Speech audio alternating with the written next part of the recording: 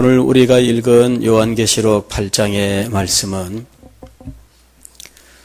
소위 요한계시록에 나오는 7 인봉의 재앙과 7 나팔의 재앙과 7 대접의 재앙 중에서 7 나팔의 재앙이 시작되는 준비 단계입니다. 요한계시록 4장에서 하늘의 예배가 등장을 하고 요한계시록 5장에서 7개의 봉인이 되어 있는 두루마리를 받는 어린 양이 등장하고 요한계시록 6장부터 7 인봉이 하나하나 떼어지는데 인봉이 하나하나 떼어질 때마다 하늘에서, 공중에서, 바다에서, 땅에서 가지가지 놀라운 자연현상과 기근과 지진과 또 질병과 온갖 종류의 재난들이 있어서 이 땅에 있는 사람들이 정말 하나님의 그 심판을 겪게 되었습니다. 6개의 인봉이 모두 떼어지고 7번째 인봉이 떼어지는 순간 하늘 전체에 걸쳐서 반시즌 동안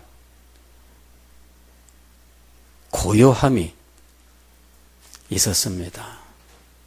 극적인 긴장감이죠. 앞으로 진행될 일이 얼마나 놀라운 일인지를 그 고요함이 알려주고 있는 겁니다. 긴장감이 고조되고 초조함이 고조되어 가던 그때에 7명의 천사가 앞으로 걸어 나오기 시작했습니다.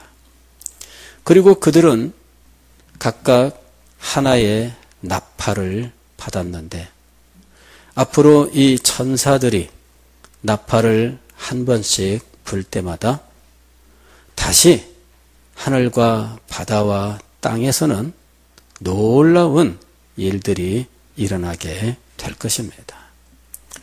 7 천사가 나팔을 받고 난 후에 또 다른 천사가 앞으로 나왔는데 그는 금향로와 많은 향을 받았다 하고 말씀합니다. 그러면서 이 천사가 금향로와 많은 향을 받은 목적은 모든 성도의 기도와 합하여 보호자 앞 금제단에 이 향을 드리기 위해서다 하고 말씀합니다. 그리고 이 천사가 금향로와 향을 가지고 하나님 앞에 나아가는데 모든 기도와 합하여 즉 성도들이 하나님 앞에 드린 모든 기도와 이 향을 함께 하나님 앞에 드렸다 하는 거죠. 향의 연기가 모락모락 올라오고 이 연기가 위로 올라가고 옆으로 퍼져 나가면서 하나님 앞에 성도들의 기도가 상달되었다 하는 거죠. 그 다음에 이 천사가 그 향로에다가 제단에 불을 담아 이것을 땅으로 쏟아붓습니다. 그랬더니 하늘에 번개, 땅에는 지진, 우레소리와 많은 사람들의 소리가 어우러지면서 정말 엄청난 장면이 연출되기 시작한 겁니다. 그 순간 나팔을 들고 있던 천사 중에 한 천사가 나팔을 불기 시작하는 거예요. 하나님의 역사가 이 땅에 나타나기 시작했습니다. 오늘 여기 말씀에서 우리가 관심을 갖는 것은 한 천사가 향로와 많은 향을 받았는데 모든 성도들의 기도와 합하여 하나님 앞에 드린다 하는 장면이에요. 요한계시록에서 이 향은 성도의 기도를 가리킵니다. 5장에서도 보면은 어린 양이 7개의 봉인이 있는 두루마리를 하나님께 받을 때 네 생물과 24장로가 그 앞에 무릎을 꿇는데 각각 한 손에는 검은 고를 들고 한 손에는 금향로를 가졌어요. 그런데 여기에 향이 가득 채워져 있었습니다. 그리고 덧붙여 말하기를 이 향은 성도의 기도드리라 이렇게 말씀하고 있는 겁니다. 구약 성경을 보면은 이스라엘 백성들에게 성막과 성전이 있었던 것을 볼 수 있습니다. 그런데 성막이든 성전이든 성소라고 불리우는 건물에는 둘로 되어 있어서 전실은 성소라 불렀고 후실은 지성소라 불렀는데 휘장으로 막혀 있었습니다. 그런데 이 성소 안에는 제사장이 매일 들락날락하면서 그 성소에서 일을 해야 됐는데 성소에 있는 것은 3개였어요. 하나는 휘장 앞에 놓여 있는 향로입니다. 그래서 이 향로에는 불이 꺼지지 않고 늘 향이 올라와야 했던 거예요. 향을 채워놓고 불을 늘 살펴서 24시간 365일 10년, 20년, 30년, 50년, 100년 이 향불은 꺼지지 않아야 했던 거예요. 그리고 한쪽에는 7개의 가지가 달려있는 등잔이 있어서 이 등잔에 기름을 채우고 심지에 불을 붙여서 이 불이 꺼지지 않아야 했던 거죠. 그래서 제사장은 언제나 기름을 채워놔야 해요. 등잔에 기름이 떨어지면 불이 꺼지잖아요. 등잔에 기름을 늘 채워넣습니다. 그리고 이 심지가 늘 살아있도록 해야 돼요. 심지가 짧아지면 새로 갈아 넣고 해서 불이 꺼지지 않게 해야 했던 거죠. 그 다음에 한쪽에는 진설병이 있습니다. 무교병을 만들어서 갖다 놓았는데 일주일 동안 두었다가 새 것으로 늘 교환을 하게 되어 있습니다. 그리고 일주일 동안 두었던 이 무교병을 꺼내오면 이것은 제사장들이 먹게 되어 있었죠. 자, 이 일은 날마다 제사장이 차질 없이 해야 되는 일이었습니다. 이것은 도대체 무엇을 가르치는 것이었을까요? 하나님 앞에서 하나님의 백성들이 어떻게 하나님을 섬겨야 할지, 그리고 그들이 하나님을 섬기는 경건의 삶은 어때해야 하는지, 성도들이 하나님의 은혜를 받고 사는 삶이 무엇인지를 가르쳐주는 것이었습니다. 진설병은 우리가 먹는 양식이었는데 이것은 생명의 양식이었습니다. 영혼의 양식이었습니다. 이것을 오늘날 우리는 하나님의 말씀이라고 부르는 거예요. 영혼의 양식이 늘 하나님 앞에서 준비되어 있습니다. 그리고 이 영혼의 양식을 섭취해야 돼요. 영혼의 양식을 제대로 섭취하지 못하면 힘을 쓰지 못합니다. 영혼의 양식을 제대로 섭취하지 못하면 능력을 얻지 못합니다. 오히려 그 영혼이 영양실조에 걸리고 파리해져서 아프리카의 기근에 시달리는 그 땅의 어린 아이들처럼 그냥 머리만 큼직하고 가슴은 뼈가 다 드러났는데 배만 볼록하고 배꼽만 툭 튀어나온 뼈가 이 뼈에다가 가죽만 있어서 이 팔은 얼마나 가느다랗고 다리는 얼마나 가느다란지 양식을 먹지 못하면 그런 상태가 돼요. 양식을 먹지 못하면 영양실조에 걸려요. 영양실조에 걸리면 몸의 기능들이 원활하지가 못해요. 현기증, 각종 증상들 다 나타나요. 그러면서 심각한 상태에 빠지는 거예요. 성도들이 하나님의 은혜를 받아 살게 되어 있는데 하나님의 은혜를 받는 길은 영혼의 양식을 섭취하는 거예요. 영혼의 양식을 제대로 섭취해야 성도들이 하나님의 은혜 속에 살게 되어 있어요. 또 성도들은 하나님 앞에 기도해야 됩니다. 이 휘장 앞에 있는 향로는 성도들의 기도의 삶을 의미하는 거예요. 매일매일 365일 10년, 20년, 50년, 100년 끊어지지 않고 늘 불이 붙어 있고 늘 향이 공급되어서 향이 올라가야 되는 거죠.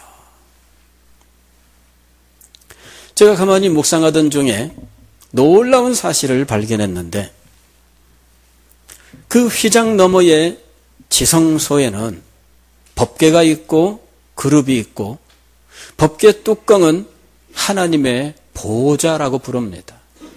즉 하나님이 그곳에 계시는 거예요. 그런데 아무도 들어갈 수 없습니다. 1년에 대속죄일 날 한 번 대제사장이 어린 양의 피를 가지고 들어갈 수 있을 뿐입니다. 그것도 이 휘장이 통으로 짜여져 있는 것이기 때문에 아래에서 들어주면 땅에서 들린 만큼 그 정도의 이 사람이 기어서 들어갈 수밖에 없었던 거죠. 그런데 매일매일 끊어지지 않고 피어오르는 이 향의 연기는 지성소 안에 늘 퍼져가고 있었던 거예요. 얼마나 놀라운지. 성도들이 하나님 앞에 기도할 때 그 기도는 하나님의 보좌 앞에 언제나 이 향처럼 다가가고 있었더라 하는 거예요. 그런데 이 향로와 진설병을 밝혀주는 등잔이 있어요. 기름이 끝없이 공급되는 이 등잔의 불빛에 의해서 이 향로와 진설병이 있는 이 자리가 밝혀지는 거예요. 이때 이 기름은 뭐냐 하면은 성령입니다. 성령.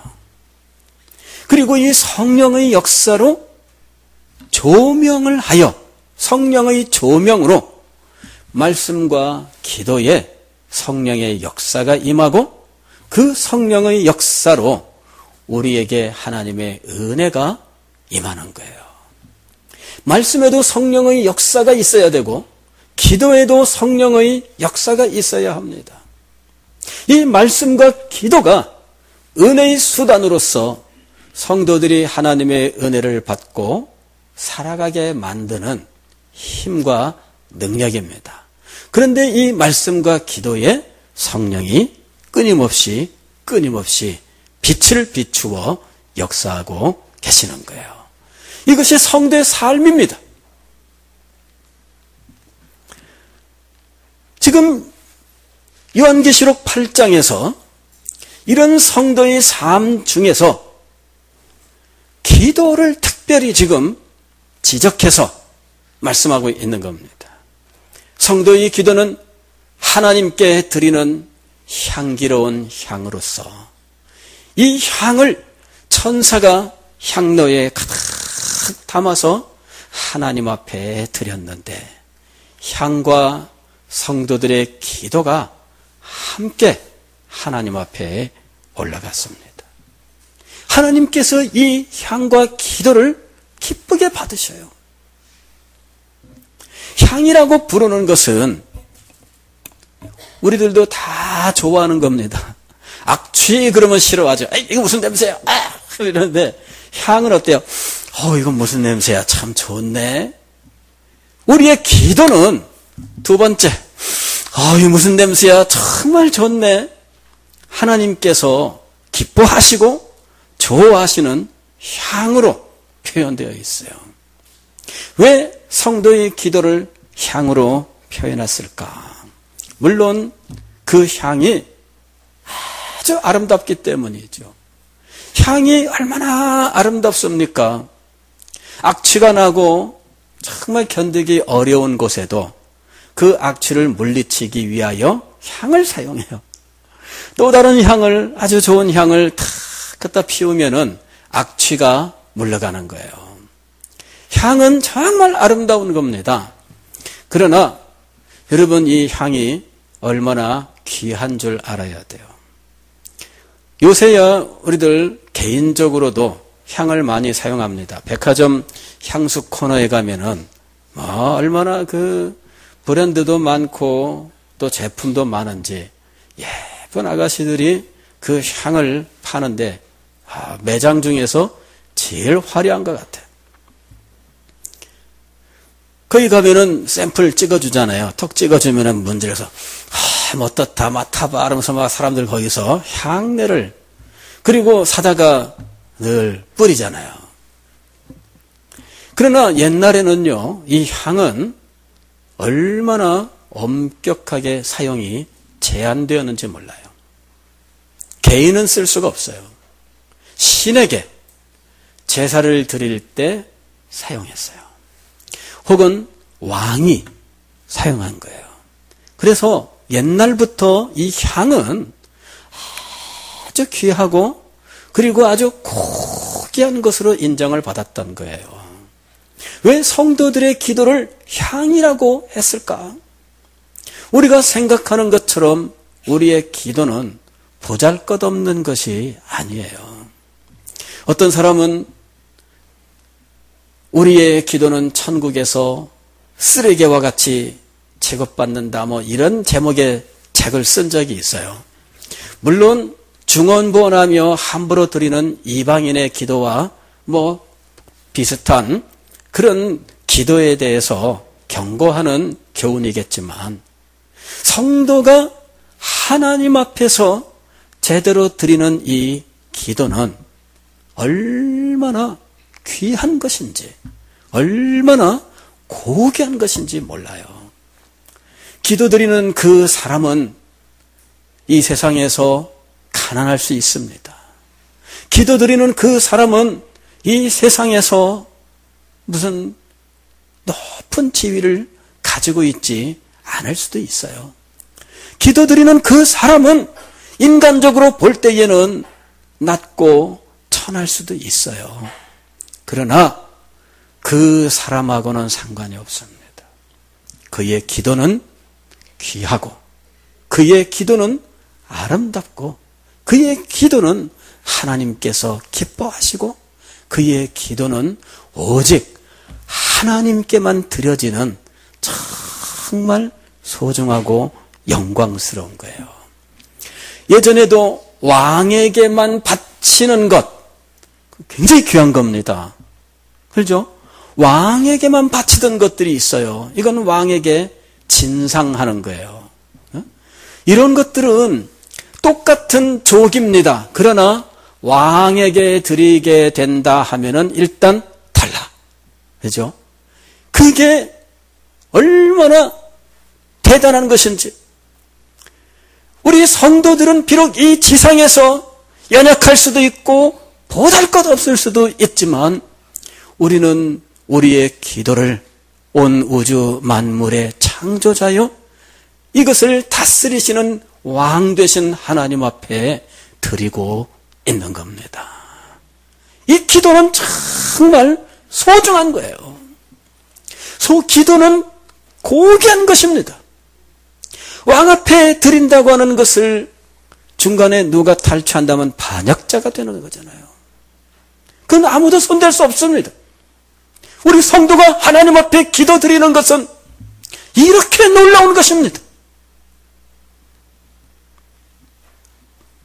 성도의 기도를 향으로 표현한 이유가 있습니다.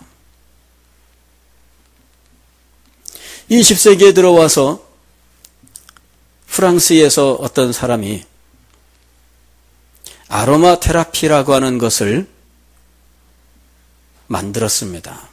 이건 뭐냐면은 꽃이나 나무나 뭐 이런 데에서 이 향을 채취하는 거예요. 향을 그 향의 성질, 방향 성분을 채취하는 거죠. 그런데 과거부터 이런 것을 정제해서 사용하는 이런 일들이 벌써 오랜 세월부터 진행되어 왔지만 20세기에 이 사람이 아로마 테라피라고 하는 것을 정립해요. 즉 어떤 향은 무슨 증상, 어떤 질병의 치료에 도움이 된다. 이렇게 해가지고 이것을 다 정리한 거예요. 그래서 뭐 두통에는 무슨 향, 뭐 우울증에는 무슨 향, 뭐 머리가 무겁고 막 그럴 때는 무슨 향, 뭐 이래 해가지고 다 있어요. 심지어는 몸에 여러 질병에도 사용하는 향이 다 있어요. 그래서 이제 증상을 들어보고 당신은 무슨 향을 사용하라. 이렇게 처방을 내려주는 일들이 생겼죠. 향은 단지 기분만 좋게 하는 것이 아니라 우리의 마음과 육체의 잘못된 부분들을 고치는 어떤 치료의 효과가 있다라고 하는 사실을 오랜 세월 동안에 걸쳐 경험으로 알았는데 그것을 체계적으로 정리한 거예요. 오늘날은 많이 사용하고 있습니다. 다시 말씀을 드리면 이 향이 능력이 있다는 거예요. 단지 냄새가 아니라 효능 있는 치료제가 될 수 있다는 거죠. 이런 치료제로 사용하는 향 중에 최고의 것이 무엇이냐 그러면은 침향이에요. 침향. 침향은 얼마나 귀한 향인지 옛날부터 함부로 쓸 수가 없었어요. 우리나라에서 중국에 사신을 보내면은 황제가 이 사신에게 돌아가면은 임금님에게 드려라 그러면서 주는 선물 중에 침향이 있었어요. 근데 이 침향이 굉장히 신비한 효능이 있다 이렇게 얘기들을 해요. 뭐 그게 과학적으로 얼마큼 증명됐는지는 모르지만 실제로 한의 쪽에서는 이 침향을 약재로 사용을 해왔어요. 최근에 침향에 관심을 갖는 사람들이 늘었는데 1등급 침향 400g이라야 요만한 나무 쪼가리입니다. 그게 수지 덩어리거든요. 나무 속에 이 수지 진액이 뭉친 거예요. 그래서 양이 많으면 이게 1등급이고요. 양이 적으면은 그냥 등급이 좀 처져요. 근데 1등급 400g이라는데 요만한 나무 쪼가리예요. 나무 쪼가리. 얼마냐? 6억이라 그러더라도 400g에 1g에 그거 얼마 치는 거예요? 150만 원 치나? 1g이면은 뭐 얼마 안 돼요. 이 1g. 그러면은 이걸 1g을 가루를 만들어 가지고 불을 붙여서 향을 사용하든지 아니면 이거를 약재에 넣어서 달여서 쓰든지 하는데 1g에 150만 원. 엄청나죠. 근데 그걸 연구하고 사용하는 사람들은 아주 신령하다 이렇게까지 얘기하고 있어요. 산삼보다 비싼 거예요, 이게. 향이 얼마나 귀한 약재로 효능을 발휘하고 있는지 최근에는 그런 연구들이 아주 많이 성과가 있어서 사용하고 있는 상황이에요. 성도의 기도가 향입니다. 하나님께서 기뻐하시고 하나님께서 소중하게 여기시는 향입니다. 우리가 하나님 앞에 기도하면 이것은 왕 되신 하나님 앞에 올라가는 진상물로서 이 땅에 그 누구도 손댈 수 없는 귀중한 것이 되는 거예요. 더군다나 하나님 앞에 올라간 이 기도의 향은 얼마나 능력이 있는지, 이 기도가 하나님의 응답으로 이 땅에 성취될 때 여러분 그 기도는 얼마나 큰 능력을 발휘하는지 몰라요. 어떤 분이 기도에 대해서 글을 쓰면서 기도에는 3가지 방향이 있다라고 이야기를 했습니다. 첫 번째 방향은 하나님을 향하는 거예요. 우리가 기도를 드리면은 우리의 기도는 먼저 하나님을 향합니다. 그러나 우리가 하나님께 드린 이 기도가 다시 방향을 가지고 역사하는데 첫 번째는 마귀에게 역사한다 그랬어요. 즉 마귀와 그의 세력인 귀신들이 우리가 드린 기도에 의해서 제약을 받는 거예요. 귀신을 무서워하는 사람들이 많습니다. 귀신 때문에 이사도 제대로 못 가고 날짜 골라서 가고 그러는 일들이 얼마나 많습니까? 그러나 우리는 하나님 앞에 기도하고 우리의 기도가 하나님 앞에 올라가고 우리의 기도가 귀신의 세력을 물리칩니다. 우리의 기도가 마귀의 권세를 제한시킵니다. 성도들이 기도하면 마귀가 제한을 받습니다. 성도들이 기도하면 귀신의 세력이 물러갑니다. 성도들이 기도하면 영적인 세계에서 이 기도의 능력이 나타나는 것입니다. 기도에는 3번째 방향이 있는데 이 세상에 기도의 역사가 나타나는 겁니다. 성도들이 기도하면 이 기도가 이 땅의 사람들에게 이 땅의 많은 곳에 하나님의 뜻을 따라서 나타나기 시작하는데 성도들의 기도는 이 땅의 능력으로 역사하고 있습니다. 이분은 성도의 기도는 마치 철로와 같아서 하나님의 놀라운 역사가 이 철로를 따라서 철로가 깔리는 곳은 어디든 하나님의 역사가 달려간다. 이렇게 이야기를 했어요. 저는 굉장히 실감 있게 그 비유를 받았습니다. 성도들이 기도하면 성도들이 기도하는 그곳에 마치 도로를 닦아놓는 것 같아서 하나님의 역사가 그곳에 신속하게 달려가는 거예요. 우리의 기도는 능력이 있습니다. 우리의 기도는 효능이 있습니다. 우리의 기도는 치료하는 힘이 있습니다. 우리의 기도는 하나님의 뜻을 이루는 능력이 있습니다. 오늘 우리가 요한계시록 8장 말씀을 통해 볼 때 천사가 향로에 성도들의 기도를 담아 연기로 하나님 앞에 이것을 드린 후에 이 향로에다가 제단 불을 담아 땅에 붓는데 그 제단 불로 하나님의 역사가 땅에 임합니다.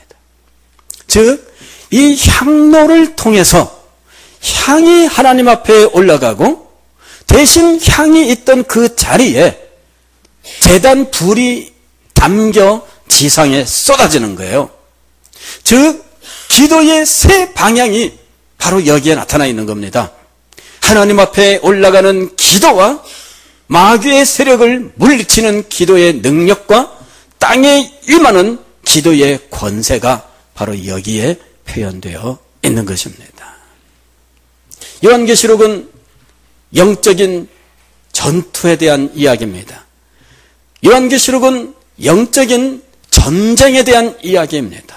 그런데 이 영적인 전쟁에서 하나님은 온 세상의 주권자로서 압도적인 권세를 가지고 승리하고 계십니다. 그리고 그 일을 이루시는 이는 어린 양이신데 참으로 감사한 것은 성도들이 이 영적 전쟁에서 방관자나 구경꾼이 아니라 직접 참여하는 자들이 되어 있다는 것입니다. 성도들이 이 영적 전쟁에 어떻게 참여하느냐? 기도로 참여하는 거예요. 성도들의 기도가 하나님 앞에 상달되고 하나님은 성도의 기도가 담긴 그 향로에 하나님의 능력을 담아서 이 땅에 부어 역사하시는 겁니다.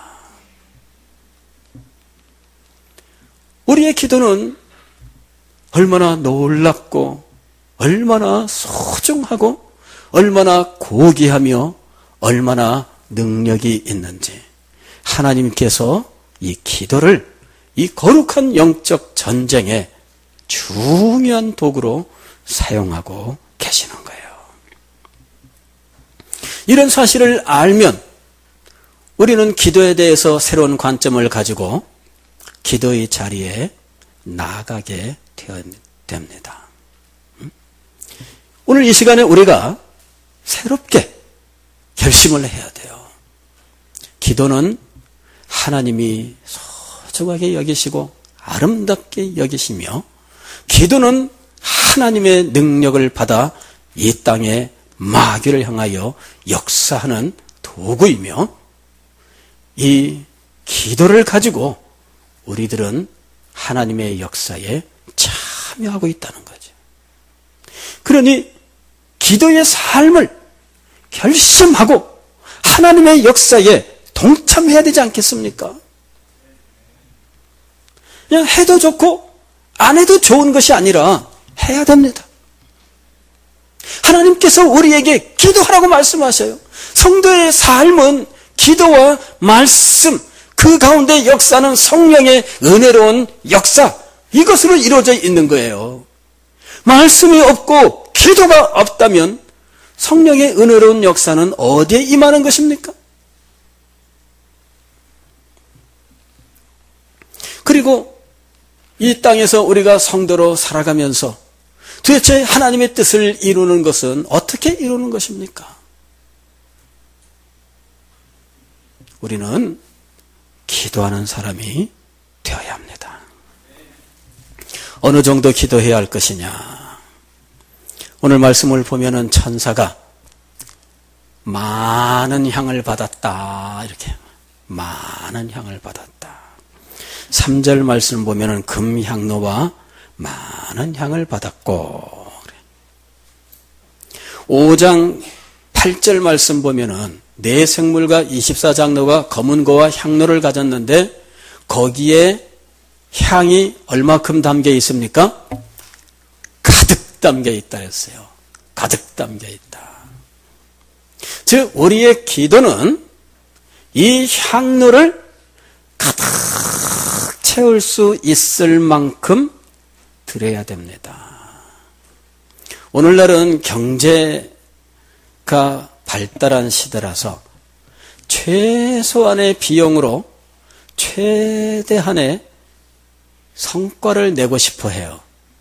그래서 기도도 최소한으로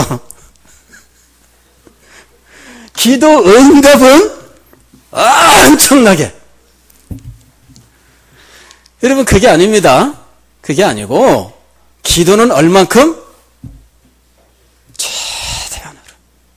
최대한으로. 기도의 양이 채워져야 돼요. 가득 찬 그랬잖아요. 가득 찬. 양이 채워져야 돼. 팥쥐 엄마가 콩쥐에게 깨어진 항아리 두고 물 가득 채워. 채워도 끝이 없어. 근데 하나님께서 기도를 담으시는 향로는 그렇지 않아요. 다만 언제까지 기도해야 된다고요? 가득 찰 때까지. 그러면 이 가득 찬 향로가 하나님 앞에 드려지는 거예요. 사랑하는 성도 여러분, 얼만큼 기도를 드려야 될까? 이만큼 기도하다 말고 눈 뜨고 계속 확인해. 이만큼은 될까요? 이만큼이면 될까요? 안심하시고 가득 찰 때까지 기도하세요. 주님께서 여러분의 기도를 주님의 거룩한 뜻을 이루는 일에 능력으로 사용하실 줄 믿습니다. 예. 여러분의 기도가 하늘 보좌 앞에 상달되어 하나님의 마음을 기쁘게 하고, 여러분의 기도가 마귀의 권세를 제어하고, 여러분의 기도가 이 땅에 하나님의 뜻을 이루게 하며, 여러분의 기도가 여러분의 마음의 소원을 하나님께 응답받게 하는 영광스러운 도구입니다. 이 자리에 이르시는 기도의 사람이 되시기를 주의 이름으로 축원합니다. 기도하겠습니다.